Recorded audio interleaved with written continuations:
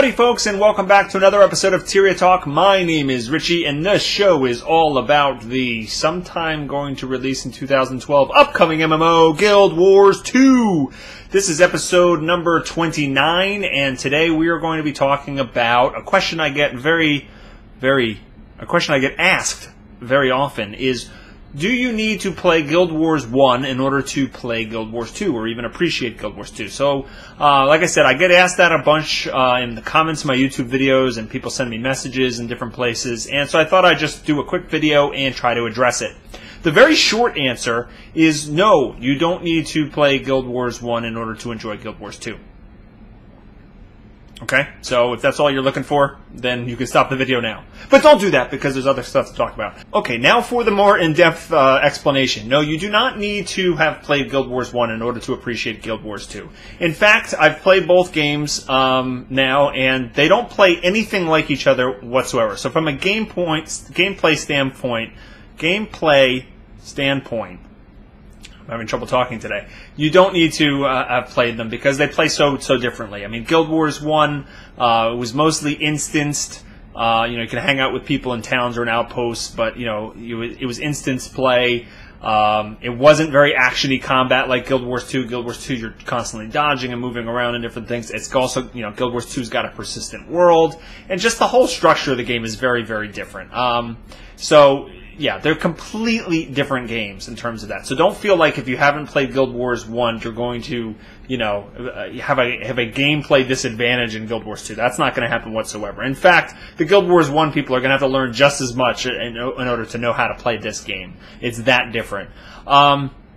From a story standpoint, there's also some fail-safes in place. Guild Wars 2 takes place 250 years after the events of Guild Wars 1. So while Guild Wars 1 players will know about certain places and people that used to live and stuff like that, the story is going to be kind of brand new. It's everyone's going to be coming into the Guild Wars 2 game, and we're going to be experiencing the story together. So again, you don't need to have played Guild Wars 1 in order to understand that as well.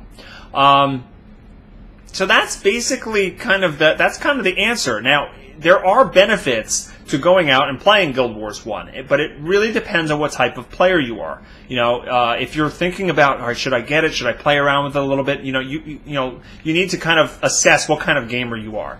If you're someone who really likes to get really deeply engrossed in these online worlds, and you want to really kind of know some of the lore and some of the history and what makes this world tick. If you're really excited about Guild Wars 2 because that side of it really entices you, then maybe taking a look at Guild Wars 1 would be something good for you. I mean, I started playing about a little over a year ago now.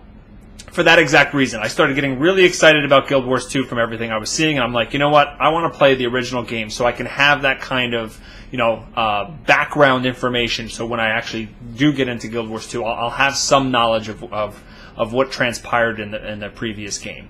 To give you an example of what I mean by this, you might play Guild Wars 2 and you'll come upon a random statue, and you'd be like, oh, there's a cool statue or whatever. But if the Guild Wars 1 player will go up to that statue and go, oh, that's a statue of Jorah, who was one of my companions in Guild Wars 1.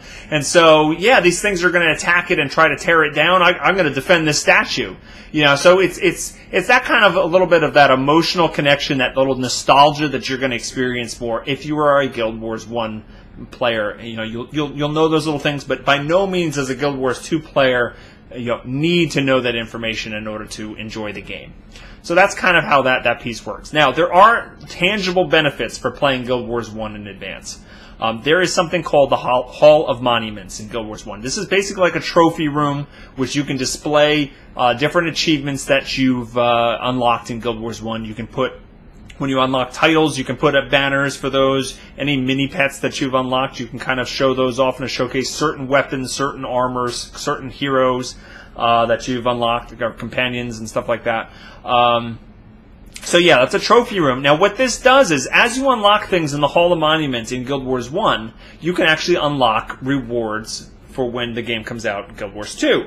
there's a Hall of Monuments calculator. I'll put a link in the description below where you can actually see how many points you've accrued and which rewards have you unlocked once the second game releases. Now, all the rewards in this are cosmetic. They are like little cosmetic mini pets, ranger pets. You can unlock titles. And there's also like different weapons and armor, but those are it's mainly going to be, because it's not a gear-based game. These are going to be skins that you can use. You can transmutate your gear to look like these things and stuff like that. So it's just little perks. Nothing required. Nothing that's going to give anybody an advantage. It's just going to be a little reward for the players that did go through Guild Wars 1. You can get Hall of Monument points up to 50. All right, but the actual tangible rewards stop at 30. From 30 to 50, you only unlock titles. So the weapons, the armor, and the pets and such like that. That's all from getting 1 to 30 points. So again, there is incentive to do that, but I will caution people that are thinking about doing this. If you have friends that are playing Guild Wars 1, have been playing for years, have a lot of gold, and can help you, or you know people in a guild that can take you in and show you the ropes on the game, then sure, you can start playing Guild Wars 1 right now and probably unlock some of those rewards fairly easily. I will caution the player who doesn't know anyone who's played the game and is just going to jump in for the first time knowing nothing about the game. That was me about a year ago, and man, did I not realize how much effort or how difficult it was to unlock some of this stuff. In fact, I probably spent from like last May or June all the way up to like January and only got maybe 10 points in my Hall of Monuments because I didn't play constantly, but I was playing enough and I didn't know a lot about the game. I had to learn from scratch.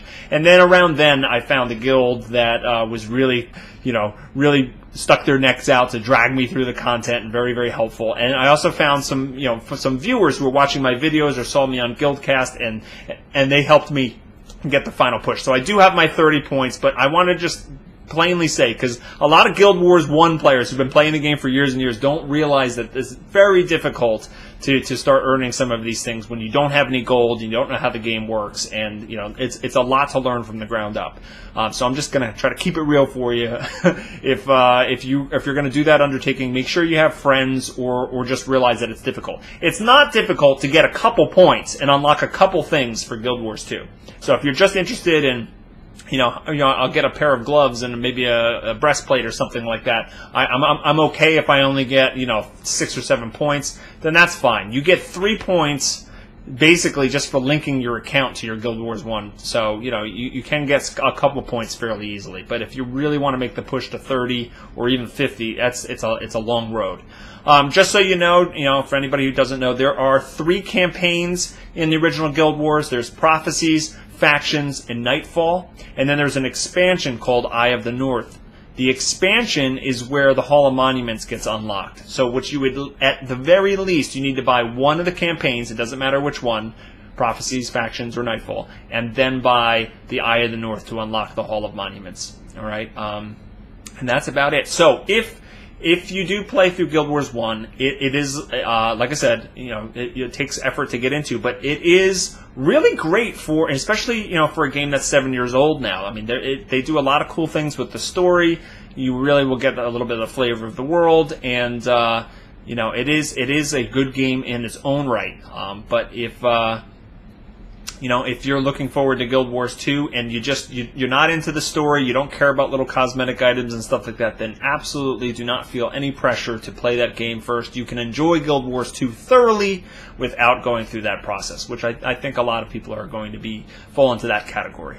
So what do you think? Those of you who have played Guild Wars 1, do you agree with me? Those of you who haven't, do you not agree with me?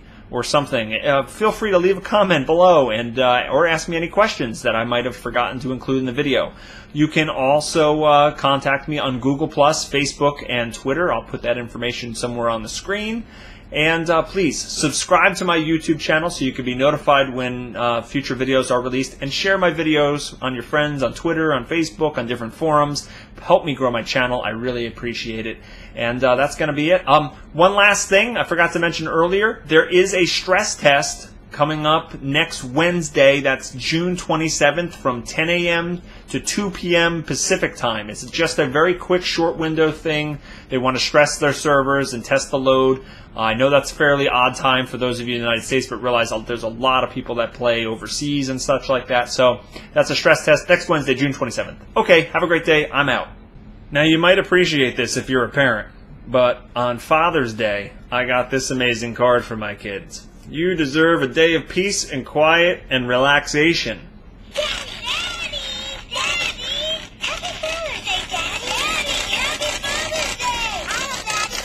That about sums it up.